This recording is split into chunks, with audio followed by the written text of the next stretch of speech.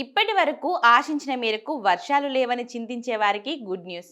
August, September నెలలో భారీ వర్షాలు కురుస్తాయని వాతావరణ నిపుణులు అంచనా వేస్తున్నారు. నైరుతి రుతుపవనాలు మొదటి విడతలో కొన్ని రాష్ట్రాలకు అంతగా వర్షాలు కురిపించలేకపోయాయి. ముఖ్యంగా దక్షిణ భారతంలో లోటు అధికంగా కనిపించింది. ఇక నైరుతి రుతుపవనాల రెండో భాగంలో ఆగస్ట్, సెప్టెంబర్ నెలలలో దేశంలో సాధారణం కంటే ఎక్కువ వర్షపాతం నమోదయ్యే అవకాశం ఉందని భారత వాతావరణ శాఖ ఏఎండి అంచనా వేసింది. ఇక తూర్పు భారతదేశంలోని ఈశాన్య పరిసర ప్రాంతాలు మినహా దేశంలోని అనేక ప్రాంతాలలో ఆగస్టులో సాధారణ వర్షపాతం నమోదయ్యే ఛాన్స్ ఉందని వెల్లడించింది. ఇక సెప్టెంబర్లో వర్షపాతం సాధారణం కంటే ఎక్కువగా ఉండే అవకాశం ఉందని IMD director general Mrutyunjay Mohapatra తెలిపారు.